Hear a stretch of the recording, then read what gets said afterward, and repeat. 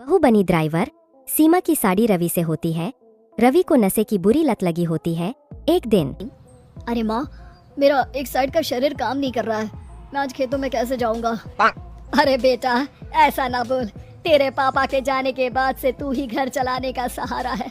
मैं डॉक्टर को बुला लाती हूँ। देखिए बहन जी, रोहन के शरीर के एक साइड में लकवा है। अब वो कभी ट्रैक्टर नहीं चला पाएगा। घर में मंहूसियत का माहौल हो जाता है। लीजिए माँ जी, रोटी खा लीजिए। अरे बेटा, मुझे तो भविष्य की चिंता हो रही है। मेरा एक ही बेटा है और वो भी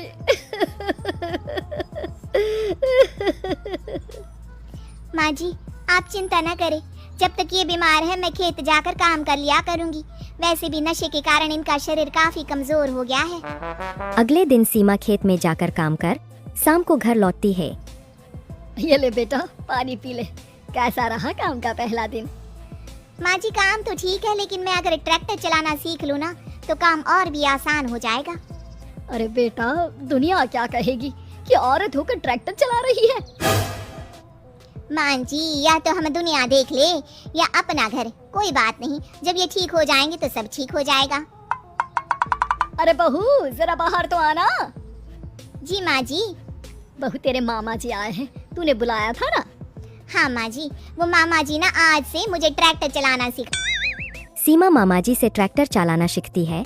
वो मन लगाकर खेतों में काम करती है।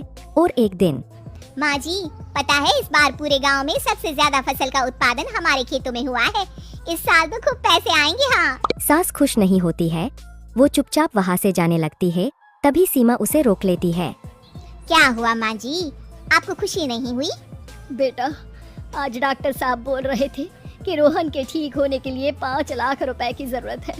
समझ नहीं आ रहा क्या करूं। सीमा शांत हो जाती है। अगले दिन सास सीमा के पास आती है। बेटा, ये मेरे गहने हैं। इसे अपने गहनों के साथ जोड़कर सुनार को दिया। जितने पैसे हो ले आ, डॉक्टर को आज ही देने हैं। सीमा अपने गहने और सास के गहनों को लेकर दुकान में बेचकर पैसे लेकर घर आ जाती है। माँ जी, सिर्फ 3 लाख रुपए का ही इंतजाम हो पाया है। बाकी के पैसे कैसे आएंगे? बेटा, अब तो एक ही चारा है, हमें जमीन भी बेचनी पड़ेगी।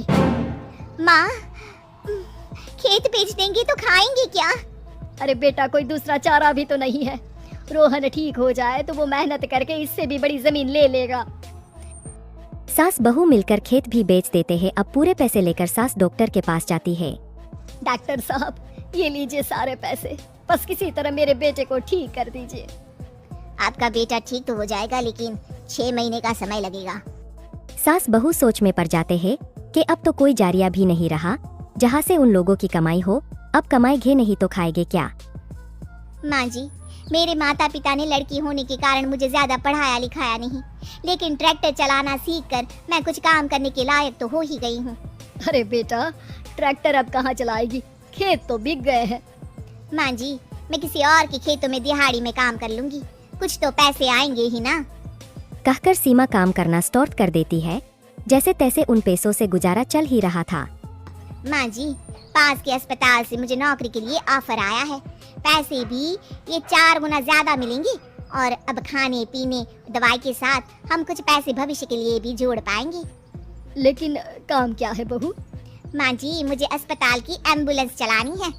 अरे, तू तो मेरी बहू नहीं, बेटा है बेटा। जरूर जा बेटा। और हाँ, तूने पूरे गांव में एक मिसाल कायम कर दिया कि हर काम हर कोई कर सकता है। उनके लिए लड़की या लड़का होने की कोई जरूरत नहीं। सीमा मन लगाकर काम करना शुरू कर देती है। आगे जाकर